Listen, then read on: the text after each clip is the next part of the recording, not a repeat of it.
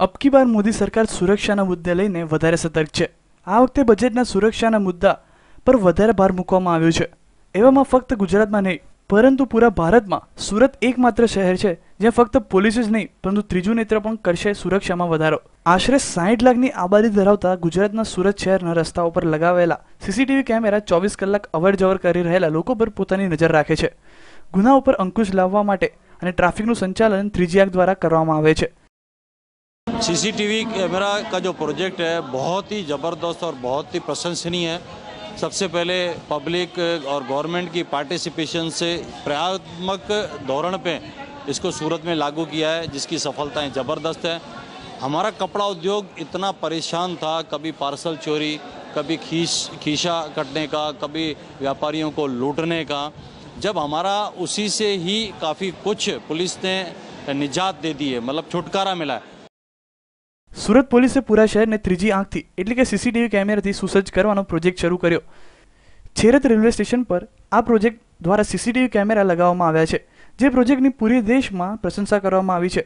આ પ્રોજેક્ટ દ્વારા પોલીસને ફક્ત ગુના રોકવામાં જ નહીં પરંતુ આરોપીઓને પકડવામાં પણ મદદરૂપ બને છે।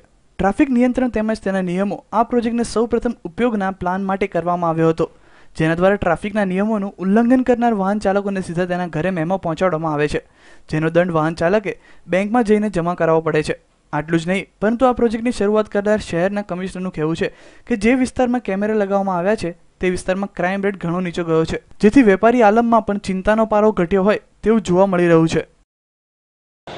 सूरत सिटी में एक बात बताता हूँ कि सूरत सिटी ने ये जो इनिशिएटिव लिया सीसीटीवी कैमरा वाला, अभी फ़िलहाल थोड़े दिन पहले दिल्ली से भी कमिश्नर और उनकी पूरी टीम यहाँ सीसीटीवी कैमरा पीपी धोरण पर जो हुआ उसको देखने आए थे। ये बहुत सराहनीय कदम है। सूरत के लोगों ने उसमें इनिशिएटिव लिया, अपना योगदान दिया और आज मैं कहूँ कि सूरत शहर के अंदर जो क्राइम रेट है उसमें भी बहुत बड़ी कमी आई है।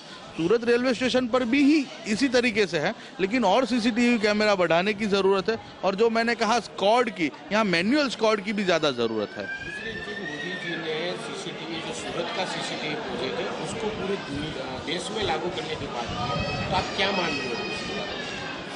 ये जो इनिशिएटिव मैंने कहा, सूरत शहर ने 3 इनिशिएटिव पहले लिए हैं। सबसे पहला इनिशिएटिव लिया तो पीपी धोरण पर पुलिस स्टेशन बनाने का। आज आप गुजरात के किसी भी पुलिस स्टेशन चले जाओ, वो इतनी बड़ी बिल्डिंग है, इतना बड़ा मकान है, वहाँ अच्छे पार्किंग है, वहाँ अच्छी तरीके से पानी मिलता है और ऑफिसेज बड़ी है, तो आपको पुलिस स्टेशन में जाने में हिचकिचाहट नहीं हो। दूसरा एक इनिशिएटिव सूरत ने लिया था ट्रैफिक ब्रिगेड वाला। वो इनिशिएटिव आज पूरे भारत में लागू हो गया। हर छोटे मोटे कस्बे में भी ट्रैफिक ब्रिगेड लगी है ताकि वहाँ के ट्रैफिक की सुविधाएं हो। उसी तरीके से ये सीसीटीवी प्रोजेक्ट है। मैं मानता हूँ इस प्रोजेक्ट को पूरे भारत में लागू होना चाहिए। पीपी धोरण पे हो या सरकार हो, वो सरकार की बात है, लेकिन इस तरीके से हम लोग अपग्रेडेशन टेक्नोलॉजी का यूज़ करके क्राइम को कम करने की कोशिश करेंगे तो ये देश जरूर सलामत होगा।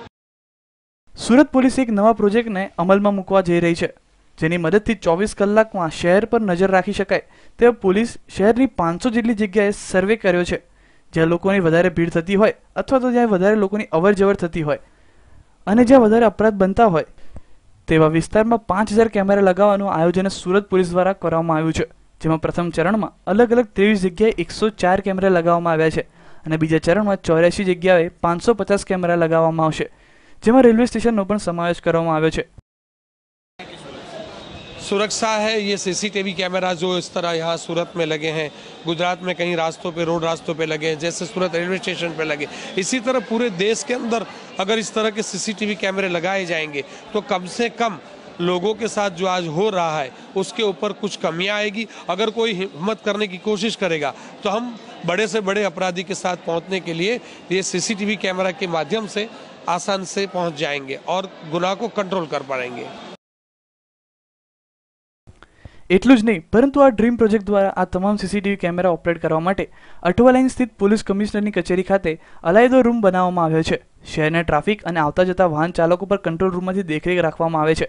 ટ્રાફિકના નીતિ નિયમનું ઉલ્લંઘન કરનારા તત્વો અને શહેરની શાંતિ સલામતી ડહોળવાના પ્રયત્ન કરતા અસામાજિક તત્વો પર સીસીટીવી કેમેરા વડે બાજ નજર રાખવામાં આવે છે।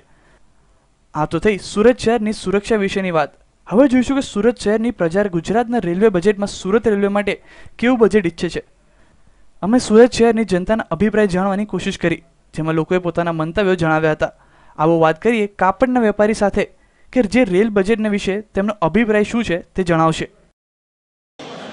बजट जो हुआ है तो इसमें 14% भारण पड़ा है, मगर एक बात है कि जो सुविधाओं देने की है सारा देश में, इसी के लिए पैसा की ज़रूरत है। और नरेंद्र जी मोदी ने कहा था कि थोड़ा कठिन दिन आ रहा है, वो हो सकता है, मगर जो सूरत स्टेशन है, सूरत स्टेशन में बजट का लाभ ये होना चाहिए कि जो ग्लोबल स्टैंडर्ड पे ले जा रहे हैं। तो एक मेरा पुराना प्रश्न है, 4th प्लेटफॉर्म बढ़ाने के लिए 4 फीट जगह है, वो खोद के जो बना जाए तो वो भी अच्छा हुए। और दूसरा, अभी जिधर ठहरे हैं अपन बेसमेंट पे, वहाँ एक परब थी, पब्लिक ने बनाई थी, वो गया पीछे, पानी की कोई सुविधा नहीं है, वो सुविधा होनी चाहिए। और बजट में जो पैसा ज़्यादा आ रहे इसका उपयोग इस तरीके सूरत स्टेशन और दूसरा स्टेशन पर करना चाहिए। सूरत हाँ, जैसे सूरत में सीसीटीवी लगा है, पूरे शहर में लगा है, सूरत आरपीएफ ने भी स्टेशन पे लगा है, सुरक्षा को लेकर आप क्या कहना चाहेंगे? सूरत स्टेशन में भी सुविधाओं पूरे करने के लिए कोशिश हो रही है। मैं वहाँ भी किया कि जो Rome was not built in a day, it will take time. Even अभी आप रिजर्वेशन काउंटर पे जाओगे तो वहाँ पहले जो दशहरा होता था वो होता नहीं है, वो सब सिस्टमेटाइज हो रहा है। आप ये भी देख सकते हो, बड़े रास्ते बना जा रहे हैं, पार्किंग की सुविधा दी जा रही है, और जो सफाई का काम है वो भी आस्ते आस्ते सुविधाओं बढ़ रही है। સુરતને ગુજરાતનું આર્થિક પાટનગર ગણવામાં આવે છે, જેથી સુરતનો મુખ્ય ઉદ્યોગ ગણાતો ટેક્સટાઇલ ઉદ્યોગ અને તેની સાથે સંકળાયેલા વેપારીઓની નજર રેલ બજેટ પર હોય તે સ્વાભાવિક છે। તો રેલ બજેટને લઈને મુસાફરોમાં પણ કેટલીક જરૂરિયાતો છે। सबसे पहले तो हमारी बेसिक समस्या सूरत की जो है वो उत्तर पूर्व भारत के लिए हमको सबसे ज़्यादा ट्रेनों की फैसिलिटी की ज़रूरत है, क्योंकि एक मिनी भारत कहा जाता है। पर मिनी भारत की जगह पे यहाँ से 1 या 2 ट्रेन की कनेक्टिविटी मिल रही है, जहाँ से उत्तर भारत से लगभग करीबन यहाँ पे 20 से 25 लाख की बस्ती यहाँ पे रहती है। तो सबसे बड़ी समस्या उत्तर पूर्वी भारत की तरफ की रेलों की बढ़ोतरी चाहिए हमें, और दूसरी दक्षिण भारत की और सबसे पुरानी डिमांड है हमारी टीवी से राजधानी, जो न्यू दिल्ली से त्रिवेंद्रम तक चलती है, जिसका ये इंडिया में 8 लार्जेस्ट सिटी होने के बावजूद भी इसको यहाँ पे स्टॉपेज नहीं दिया जा रहा है। तो इसका स्टॉपेज की हम सबसे बड़ी डिमांड है हमारी। और बेसिक हमारे रेलवे स्टेशन पे जो हमारी जो छोटी मोटी समस्या है, वो तो उसके लिए हमको जो DRM ऑफिस चाहिए यहाँ पे, वो DRM ऑफिस हमको यहाँ पे प्रोवाइड की जाए। इस बजट में हम सबसे बड़ी ये उम्मीद रखते हैं। આ તો થઈ મુસાફરોની વાત, પણ તેમની સાથે સુરત ખાતે NGO ચલાવતા સંચાલક પણ રેલ બજેટ વિશે આશાઓ રાખીને બેઠા છે। फाइनल टक्कर है। हाँ, हम लोग फेसबुक पे पूरा सूरत रेलवे स्टेशन का फॉरम चलाते हैं और लोगों की बात सुनते हैं और रेलवे का जो मैसेज होता है उसको लोगों तक पहुंचाते हैं। दूसरी बात, बजट आ रहा है तो आम पब्लिक के नाते आप कितनी उम्मीदें रखते हो और यहाँ पे क्या जो प्रॉब्लम है वो सॉर्ट आउट हो? जहाँ तक सूरत का सवाल है, सूरत को बहुत ज़्यादा ट्रेनों की फ्रीक्वेंसी मिल रही है, और मिल इसीलिए रही है कि वो बम्बई और दिल्ली के बीच में है, बम्बई और बड़ौदा के बीच में है, इसलिए उसको स्टेशन मिल रहा है। लेकिन जहाँ तक सवाल है, सूरत की बस्ती तकरीबन 55 लाख के करीब है, और 65 लाख की हर दिन के ऐसे कहा जाता है कि 65 लाख की ऑलरेडी वो कमाई रेलवे को देती है। लेकिन यहाँ पे डिविजनल ऑफिस नहीं है।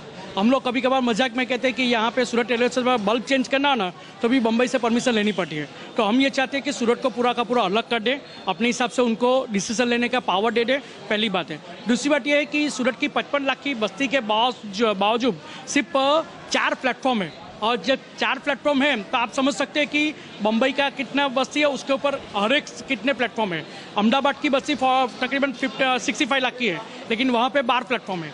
तो हम समझ सकते हैं कि 55 लाख की बस्ती के बावजूद सिर्फ 4 प्लेटफॉर्म कैसे मैनेज हो पाएगा। तो कुछ भी अगर वो लोग फैसिलिटी ऐड करना चाहे, कुछ भी करना चाहे, सफाई अच्छी करना चाहे, लेकिन ट्रेन की इतनी फ्रीक्वेंसी चलती रहती है। और दूसरी बात है, यहाँ से ऊपरने के लिए ट्रेन की फ्रीक्वेंसी नहीं होती है, तो हमको 2 या 3 मिनट 5 मिनट ट्रेन ठहरती है, उसमें दौड़ के बैठना पड़ता है। बाजू में सूरत के स्टेशन के बिल्कुल बाजू में हम लोगों ने ऑलरेडी रजूआत की हुई है कि वहाँ पे यार्ड है, तो वो यार्ड को पूरा का पूरा उठा के और कोई जगह पे जहाँ इंडस्ट्रियल एरिया सचिन है या तो फिर सचिन या फिर बेस्तान और कोई जगह पे लेके जाए और यार्ड को पूरा का पूरा और प्लेटफॉर्म बनाए। अभी सिर्फ 4 है, हम चाहते हैं और 4 नहीं पर 10 प्लेटफॉर्म हो जाए, यानी कि यहाँ से साउथ इंडिया की ट्रेन चालू हो सके। उड़ना को टर्मिनल डेवलप करे, बाजू में ही है सूरत के बिल्कुल बगल में, तो उड़ना से टर्मिनल डेवलप करके उससे वहाँ के नॉर्थ गुजरात की सब नॉर्थ इंडिया की सब कोई ट्रेन चालू की जाए। और ये हमारी ये पहली डिमांड नहीं है और 1 साल से नहीं कर रहे हैं, लेकिन पता नहीं आगे वाले सरकार कुछ सुनते नहीं थे। अरे अभी हम लोग आशा करते, भगवान से प्रार्थना करते हैं ये लोग जो नई सरकार आई है वो सूरत के बारे में कुछ सोचे और समझे। अच्छे दिन आने वाले हैं नारा સાથે ચૂંટણી જંગમાં બાજી મારી અને ભારતના પ્રધાનમંત્રી બનેલા નરેન્દ્ર મોદી રેલ બજેટમાં ભારતની જનતાને કંઈક ખાસ સગવડ આપશે તેના પર સૌ કોઈની મીટ મંડાયેલી છે। Bureau report, news online, Surat.